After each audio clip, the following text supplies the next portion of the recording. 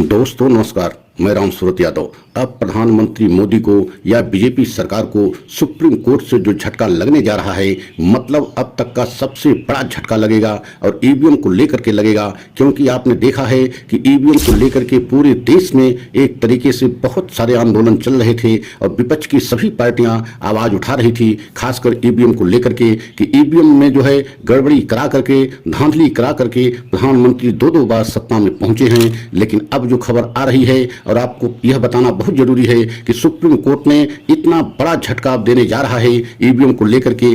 पूरी प्रधानमंत्री, बीजेपी सरकार और चुनाव आयोग पूरी तरीके से हिल गए हैं, क्योंकि अब तो लग रहा है कि या तो ईवीएम को बैन ही कर दिया जाए और नहीं तो पूरी तरीके से वीवीपैट की पर्चियों की मिलान ईवीएम से कराई जाएगी। ये आदेश सुप्रीम कोर्ट पहले ही चुनाव आयोग को दे दिया है। और अब जो खबर आ रही है, क्योंकि अब सुप्रीम कोर्ट के वकीलों ने भी एक याचिका दायर करके मांग किया है कि ईवीएम को ही बैन कर दिया जाए, क्योंकि ईवीएम पर किसी को अब भरोसा नहीं है। देश के हर जनमानस में ये बहुत बड़ा सवाल बन गया है कि ईवीएम में गड़बड़ी होती है, ईवीएम से धांधली होती है। तो आज हम इसी पर बहुत बड़े सच का खुलासा करने जा रहे हैं कि क्या ईवीएम ही बैन होने जा रही है या वीवीपैट की सभी पर्चियों की मिलान ईवीएम में पड़ी वोट से कराई जाएगी। तो आप लोगों से निवेदन है कि अगर आप हमारे चैनल पर पहली बार हैं तो चैनल को लाइक सब्सक्राइब कर लें, वीडियो को अंत तक जरूर देखें, क्योंकि अंत तक नहीं देखेंगे तो पूरा आपको सच समझ में नहीं आएगा। तो सबसे पहले आपको ये बताना बहुत जरूरी है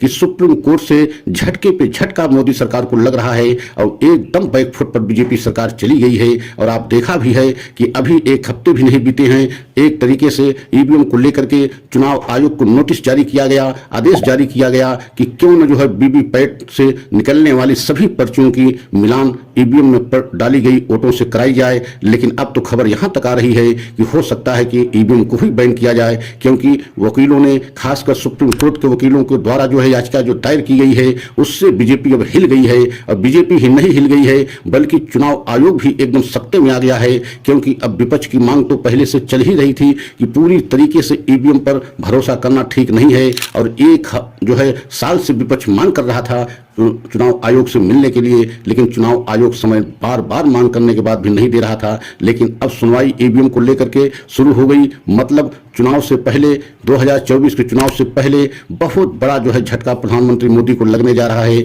और चुनाव आयोग को लगने जा रहा है। क्योंकि अगर ईवीएम निष्पक्ष हो गई और ईवीएम से एकदम धांधली नहीं हुई तो आप समझ सकते हैं कि इस समय प्रधानमंत्री मोदी के लिए बहुत बड़ी मुश्किल हो जाएगी। और chief justice of India DY Chandrachud ने पूरी तरीके जो है चुनौती दे दी है चुनाव आयोग को भी और प्रधानमंत्री मोदी को भी कि ईवीएम में किसी भी प्रकार की धांधली हम नहीं होने देंगे।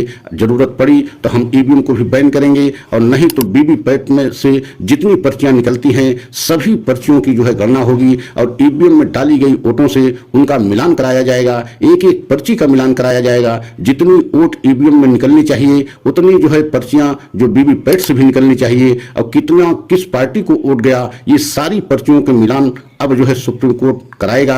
और यही कारण है कि अब ईवीएम में धांधली की कहीं गुंजाइश नहीं बचती है, क्योंकि सुप्रीम कोर्ट ने स्पष्ट संदेश दे दिया है चुनाव आयोग को कि भले जो है समय ज्यादा लग जाए, मतलब हफ्ता 10 दिन लग जाए कि मतगणना में, लेकिन विश्वास बहाली के लिए ये कदम उठाना बहुत जरूरी है। कि मतलब यही बार बार चुनाव आयोग कह रहा था कि अगर हम जो है वीवीपैट की सभी पर्चियों की गणना कराएंगे तो हम पुराने चुनाव के समय में लौट जाएंगे और रिजल्ट और मतगणना में बहुत समय लग जाएगा। लेकिन अब सुप्रीम कोर्ट ने स्पष्ट कह दिया है कि समय लगने दिया जाए, लेकिन जो है ईवीएम में किसी भी तरीके से धांधली नहीं होनी चाहिए, पूरे देश की जनता का विश्वास होना चाहिए। और यही कारण है कि अब जो झटका लगने जा रहा है प्रधानमंत्री मोदी को सबसे बड़ा झटका लगेगा।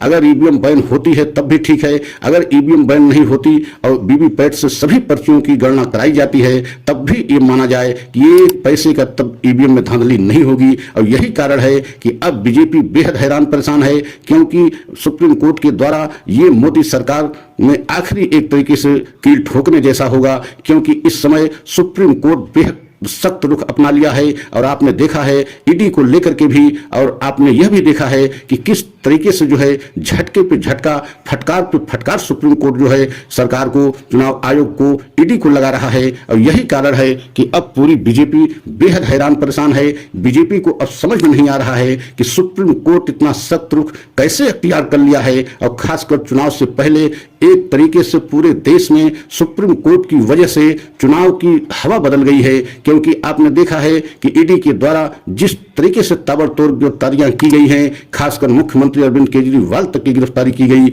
और आपने यह भी देखा है कि मुख्यमंत्री अरविंद केजरीवाल की गिरफ्तारी सिर्फ हमारे देश का ही मुद्दा नहीं रह गया, बल्कि अंतर्राष्ट्रीय मुद्दा बन गया। अमेरिका, जर्मनी और संयुक्त राष्ट्र परिषद तक इस मामले में हस्तक्षेप किया। तो आप समझ सकते हैं कि इस समय सुप्रीम कोर्ट बेहद सख्त रुख अख्तियार कर लिया है। और प्रधानमंत्री मोदी के लिए और खासकर जो है बीजेपी सरकार के लिए एकदम जो है मुश्किल का समय आ गया है। और पूरी तरीके से पूरे देश में चुनाव का हवा का रुख एकदम बदलता नजर आ रहा है। और अगर ईवीएम में धांधली रोकी गई और ईवीएम को बैन किया गया या ईवीएम को नहीं बैन किया गया और वीवीपैट से निकलने वाली सभी पर्चियों की गणना कराई गई और मिलान कराया गया, तो आप मान लीजिए कि एक भी पैसे की गड़बड़ी और धांधली ईवीएम में नहीं हो पाएगी। और सुप्रीम कोर्ट ने स्पष्ट कह दिया, जो है खुली चुनौती जो है चुनाव आयोग को और मोदी सरकार को दे दिया है कि हम ईवीएम में एक पैसे की भी धांधली नहीं होने देंगे। और यही कारण है कि पूरी बीजेपी सरकार इस समय बेहद संकट में है। अगर हमारा इस वीडियो अच्छा लगा हो तो लाइक सब्सक्राइब करें और जो है वीडियो को अंत तक जरूर देखें। कमेंट के द्वारा अपनी राय हमें दें और अगला वीडियो लेकर के आएंगे। जय हिंद, जय भारत।